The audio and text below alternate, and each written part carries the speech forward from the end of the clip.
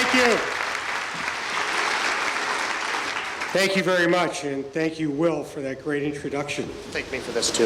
And thank you for the water. I felt like a man going through the desert, and there was no water. Thank you very much. Welcome, class of 2016. We are delighted to have you here. And I want to give some thanks and shout outs to the people who have made this day so successful. And I know who will make the coming week of orientation one of the best weeks of your life.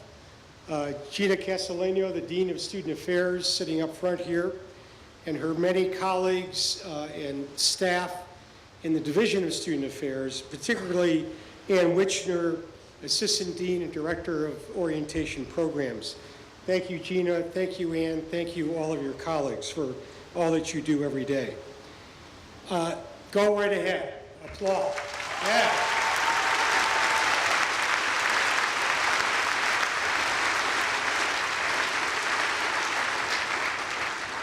One of the most wonderful things about this day and about orientation is that they're basically student-conceived, student-organized, and student-run, which is the way we like things to be done here at Carnegie Mellon. None of that would happen, of course, without the head orientation counselors and the orientation counselors. I see many of them here. Will Weiner, of course, is one of them. Come on, make some noise so we know you're here. Thank you. Thank you so much. I want to convey our thanks also in advance to the residence assistants, the community advisors, the house fellows, and all of the people with whom the first-year students will be interacting every day for the coming year. These students, by all means,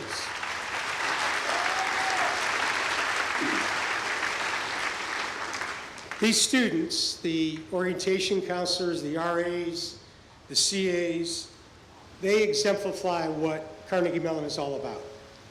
They are the ones who are living the core values that have made Carnegie Mellon what it is today. Values that have imbued this institution from its very beginning more than a century ago. And while this university has probably changed more than any institution of higher education in America in the last few decades, these values have not changed at all. What I'm talking about are hard work. You're gonna get tired of hearing that. I know that. Don't worry, we don't mean to scare you, but yes, we work hard here. My heart is in the work, as Tony told you. We celebrate that. We think it's a virtue, not just working hard for the sake of working, but rather we take my heart is in the work to mean I am committed to the task at hand. I will do what it takes to get the job done and to do it well. We also take it to mean a sign of passion and commitment to something you really care about, something you love to do. Carnegie Mellon is filled with people. Your class is filled with people who are passionate about something. And you will, if you don't know already, you will discover what that is during your time here at Carnegie Mellon. My heart is in the work. Hard work, commitment, passion, that's one of our key values. Another one, and Tony alluded to this as well, is collaboration, teamwork. This is something that's extremely important to us because that's the way we operate at Carnegie Mellon. It's allowed us to leverage our relatively limited resources and the fact that we're a relatively small university and still be competitive with much larger and better endowed universities by working together. But it's also a key value and a key aspect of your educational experience because that's the way the world works. When you graduate from here 4 or 5 years from now, sorry, architects, that's the way it is. See, that's a fourth-year architecture student who can still cheer about the fact that he's got one more year to go after this one. When you're done here and you graduate, and whatever field you go into, you will find that It's all about collaboration. Solving a hard problem is all about finding the people who can contribute to solving it. That also presumes, and it's almost always true, you don't have everything you need in and of yourself to solve that problem, not if it's challenging or important or interesting enough. You need help. You need collaborators. You need people from other fields to work with you. Interdisciplinary collaboration is a core value of this university and something we're absolutely committed to. Related to that is problem solving, something that Tony referred to as well. It's fascinating to me. You talk to a Carnegie Mellon alumnus of any era, whether it's 5 years ago or 50 years ago, they'll tell you probably the first thing they'll talk about after they get the hard work out of the way is problem-solving skills. They'll say something like, you know, every day after I graduated, in everything I did, in my work life, in my personal life, I used the problem-solving skills I acquired and developed at Carnegie Mellon. Now, this is true throughout the university. You might think, oh yeah, if I'm going to be an engineer, of course I'm going to learn how to solve problems. But it's true in the Fine Arts College as much as it's true in our engineering college. This commitment to problem solving is not just about giving you a toolkit. It's also about committing ourselves while you're here and after you leave to solving important problems. Problems, the solutions of which will make the world a better place. You'll find that in the research we do at Carnegie Mellon, and you'll also find that that research is strongly connected to what we do educationally, that the research we do here is very much defined by and focused on problems that really matter. And to an extent that's unusual among leading research universities, you'll see also that our research is very much problem-oriented, applicable in a way that sometimes university research is not. We do basic research, don't get me wrong, but it's basic research usually motivated by the desire to solve a really important problem in the real world. So problem solving is both an educational imperative and a research imperative. So we have hard work, collaboration, problem solving. I'll end with one more, which is especially important for you as a new member of the Carnegie Mellon community, and that is a commitment to community.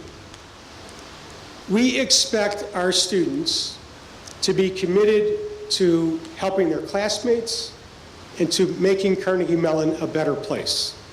We want you to commit yourselves to seeing that Carnegie Mellon is a better institution when you leave it 4 or 5 years from now than it is today. We want you to take care of yourselves, and I'll come back to that. But part of that also is watching out for your classmates. This is very important to us and something that we hope you will realize is a key value of this university and something you'll develop. I'm confident you will because you'll see it all around them, all around you. This is the institution that you've now joined.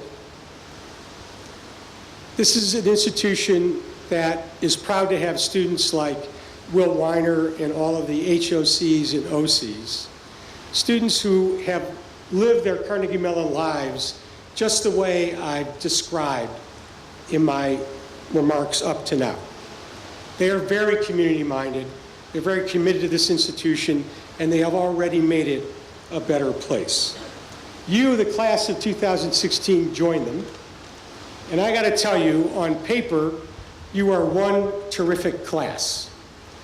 You look great. Your academic credentials are equal to none. Sorry, upper class students, they're even stronger academically than you are. Yeah, it's true. We'll see if it bears out.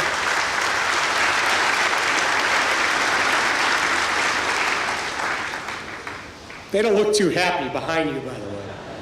I won't tell you what they're doing to me right now. Like them, you were chosen from an applicant pool where we had much more than 10 applicants for every space in the freshman class. And you might be wondering, well, why me then? Why you indeed? You were chosen because we know you can succeed here. You were chosen because we think you could have an impact in the world after you graduate from here.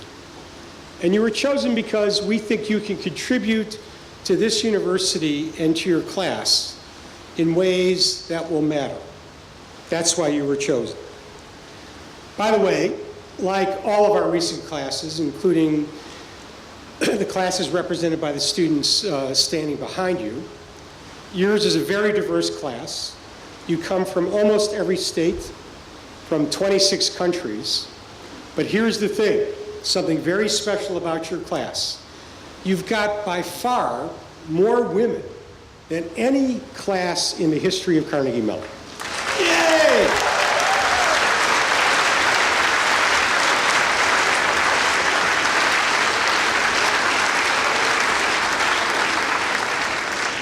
I gotta tell you, all the upper class guys were going, yes! Now, this may not sound like much, but 45% of your class are women. Now, by the highest number we'd had in the past was, I think, 43%, 3 years ago or so.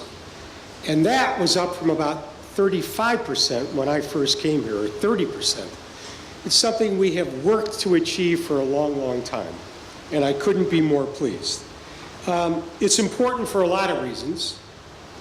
Not only the fact that women are smarter than men, something I've learned in my 42 years of marriage, but also how important it is that more women choose to pursue science and technology, as well as all the other wonderful areas that we pursue here. So we are delighted, welcome, you're a wonderful class. We know that you're going to be successful. It's not an overstatement to say it's a privilege to be admitted to Carnegie Mellon, to have the opportunity to come here. You are now joining a university that has produced a remarkable group of alumni, the 80,000 plus that Tony referred to before. Alumni who have won dozens of Academy Awards and Tony Awards, more than 100 Emmy Awards, 20 Nobel Prizes. And how many universities can say that they got that kind of combination in their alumni strengths? It's a remarkable record. It's a remarkable record of achievement, but achievement across all fields, something we're extremely proud of. It's a university that produced Andy Warhol and Randy Pausch. I hope you all know who Randy is. Yes? Did you all read? I'm a little bit out of the loop here. Did you all read the last lecture over the summer? Great. I'm glad you did. It's a book that, of course, has meaning in so many ways, but especially for Carnegie Mellon people, and what Randy stood for as well. This is the institution that you're joining, institution that has created these remarkable people and the footsteps that you'll be following in. A relatively small research university whose reputation and impact is disproportionate to its size. It's something we're proud of and something that we're proud that you're now part of as well. We're looking forward to a good year. Who knows what's on tap? That's one of the wonderful things about this place. Things happen every day. It's a very decentralized entrepreneurial place by design. Students and faculty are dreaming up all sorts of weird things every minute of every day. I'm always surprised. But there are a few things that are on my mind that I want you to know about, because you are likely to hear about them during the course of the year. First of all, and something that is of obvious interest to me, this is my 16th and last year as president of Carnegie Mellon. Aw. Let me hear it. Aw. Thank you. I feel better. 16 years is a long time to be a university president. You know about dog years. You know, every year in a dog's life is like 7 years. I don't know what they've figured out the presidential year translation, but it's something like that. No, is an incredible privilege, a tremendous honor. I've loved every minute of it, and I could keep doing it, but change is a good thing. I'm starting to sound like a politician. Wait a minute. Leadership change is a good thing, and we're going to change the leadership at the end of this year. So, what does this mean? There's a search committee already appointed. It consists of trustees and faculty. That committee has existed since last semester, actually. They've already reached out to students and alumni and faculty and staff to get input on people's thoughts about what the university needs going forward in their next president. They'll continue to do that, and even before or in the absence of them reaching out to you, there's a website you can visit and you can learn about the status of the search, and you can give your input there. The goal is to announce my successor probably around March or April, providing a smooth transition when I step down on June 30th. So that's something to watch out for. Now, I'm not a lame duck. I'm charging ahead, as busy as I always have been. There are a lot of things we'll be working on. Our capital campaign, fundraising, of course, is something that every university president does all the time. There are a few things we're particularly focused on. Energy research and education is a particular focus. It's something we're very strong here at Carnegie Mellon. It's something we have been strong in for many years, but it's such a pressing problem for the world that we need to step up our efforts. And you'll be hearing some important announcements in the course of the next semester and beyond. New support, new organizational structures to take our energy research and educational programs to the next level. Another area very much on the minds of everybody in higher education is online learning or technology-based education. This is actually something that Carnegie Mellon has pioneered over decades of research and application that we've been involved in. It's a very rapidly moving area. We have a lot going on already, but you can expect to hear announcements in that area as well as we take on, roll out even new ways of approaching this. It's already the case that the superb online educational materials that we have developed, which are used largely outside of Carnegie Mellon, do enrich the educational experience for our students here, and that will continue to be the case. The kind of announcement I'm talking about is how we can take advantage of our particular and unique strength in this area to bring it to the world. You heard Will mention the number of international programs that we have. It's a large number. They will continue to evolve and grow. This year, actually next week, we're launching a master's program in Rwanda in East Africa. We're well along in launching a new program with Sun Yat-sen University in Guangzhou, China. And we've got quite advanced discussions for a program in India, things you'll be hearing more of during the course of the year. So, it'll be a busy year. Glad you're here to be part of it, and I look forward to interacting with you during the course of that year. Now, I can't resist some advice. I'm the president, I'm a father, I'm a grandfather. It's what presidents, parents, and grandparents do. So you have to sit there and bear with me. Some of this you're going to hear over and over again, but that's okay. Maybe by repetition it'll finally sink in. So I don't hear you say when you're at the end of the year, or worse, when you're a senior, if only I'd taken your advice, President Cohon, things would have been much better. Okay, first of all, you've already heard it from Tony. Take advantage of everything Carnegie Mellon has laid out before you. I know some of you are already doing this.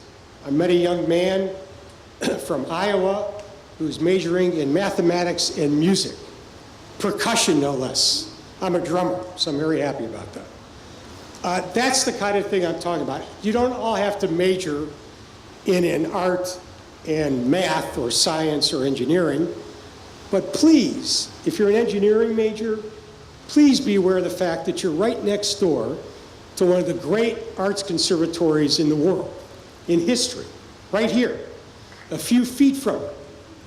If you're an architect, don't forget that you're a stone's throw away from the greatest school of computer science in the world. Yeah, so that's what I'm talking about. And there are a lot of other greats. So don't be offended if I didn't mention your college or your department. It's a remarkable collection. They're all here for you. Now, don't get me wrong. You can't just saunter into advanced acting for drama majors as an engineer and say, I want to do that too. It doesn't work that way. That's the nature of having a conservatory. You can't walk into computer science 802, never having had computer science 101 and expect to be able to take it. But there are ways to take advantage of these remarkable resources laid out before you.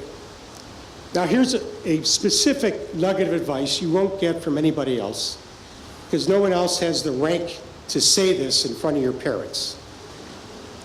I had a colleague at Yale who was known to be sort of the master advisor. Everybody thought she was the best advisor anybody ever had at Yale. And I asked her, what's your secret? She said, every year I tell my freshmen, every one of them, each year take at least one course that will make your parents angry. As in, is that why I paid $40-some thousand for you to go to Carnegie Mellon? That's exactly what she meant, and that's what I mean too. Now, I don't want you to make your parents angry, but the whole idea, of course, is to take something you never thought you would be interested in. Because I gotta tell you, this is the last great chance you'll have in your life to find out what you're really interested in. And you never know. That course, that field you might have thought of was never for you, you might turn out to be your passion, something you really love. And even if it isn't, that'll be one more thing you know something about, which is a great thing, and you never know how that will pay dividends. So take something weird, at least one course a year. Number two, every year we survey the graduating seniors and ask them to evaluate Carnegie Mellon on the basis of some 40-odd criteria and characteristics of the university. And unfailingly, every year during my 15 years, number one or number two has always been the accessibility of the faculty. Now, I gotta tell you, for the president of a research university, to hear undergraduates say that about the faculty, that is music to my ears, and it should be music to your ears as well. The whole point of this, of course, is when you say to yourself, yeah, I'm not gonna go into that faculty member's office because I don't really have anything specific to ask her about. I just wanna find out what she's doing. She'll never wanna talk to me. That's wrong. They really care about you. They really are accessible. They like to spend time with students. That's why they're here. They could have gotten jobs in industry making twice as much as they're getting paid here. They're here because of you. Please take advantage of that. By the way, that goes for the administration as well, not just the faculty, and that includes the president. Every year I say this to the incoming class. I say, please come and see me. I have office hours. All you have to do is send me an email and we'll schedule a meeting.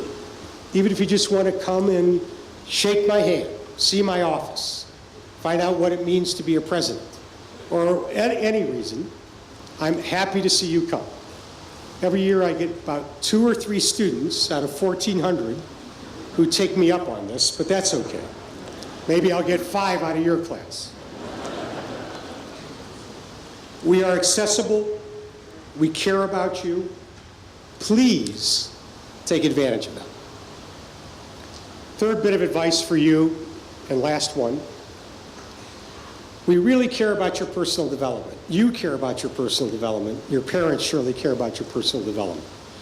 By that I mean not just your academic development. We mean your personal development, your evolution as a human being.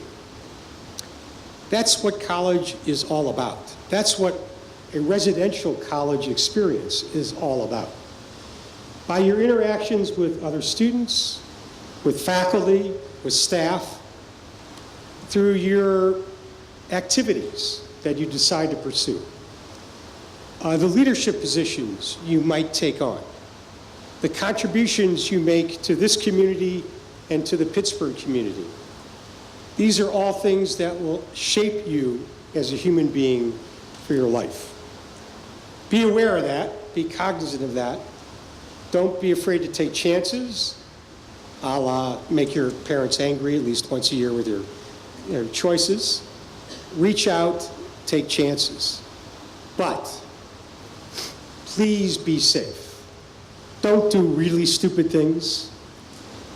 I promise you, every one of your parents is saying to themselves right now, I hope they don't do the stupid things I did as a college student. Because some of them were really stupid and no one should do, and they don't want you to do them either. Now, you'll do them anyhow, but this has many dimensions. All right, be safe. So that'll go right through your ears, I know.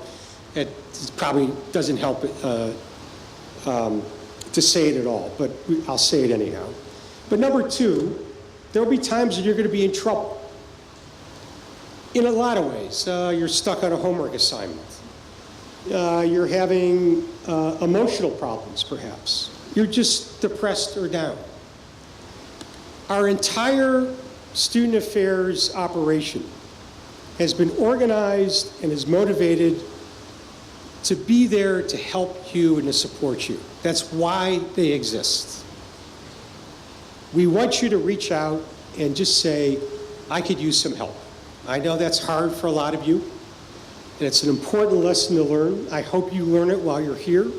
But everybody needs help sometime of some sort. It's here for the taking, here for the asking. All you got to do is reach out.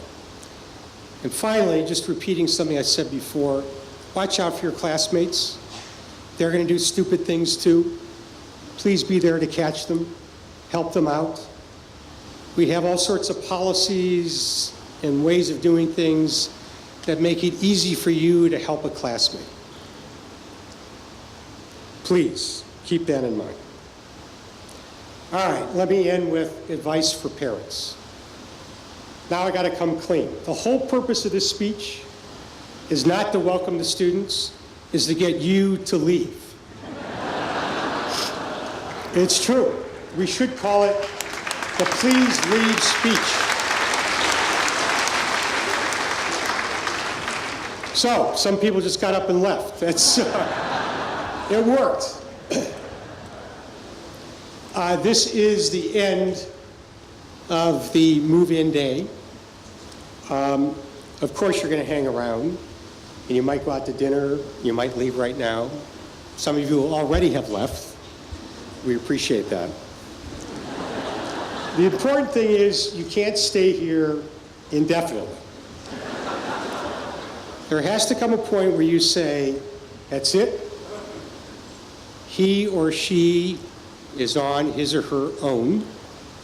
I've done what I can do as a parent, and now it's up to them. Now, I don't in any way mean to minimize the challenge that faces you. It's actually a very hard thing to do. I did it once. I only have one child. And I got to tell you, the image of watching my daughter walk to her dorm while my wife and I stood in our car is something that will be with me till I go to the grave. And it was one of the hardest, most poignant moments of my life. I cried. Dads, you're gonna cry. Get over it right now, you're gonna cry. It's okay. Probably better in the car after your child has gone away, but whenever you cry, you're gonna cry. It's a very hard thing to do, but here's the thing. You've gotten them to this point.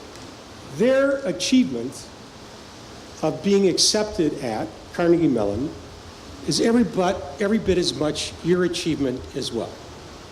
You should be just as proud of that, and I'm sure you are, as they should be of themselves. You've got them ready for this. You've prepared them for this big step forward into adulthood. They're ready. You know they're ready. And it's time to let them go. It'll be okay. I promise it'll be okay. Welcome again, class of 2016. We're delighted to have you here. We hope you have a great year and a great career at Carnegie Mellon University. Thank you very much.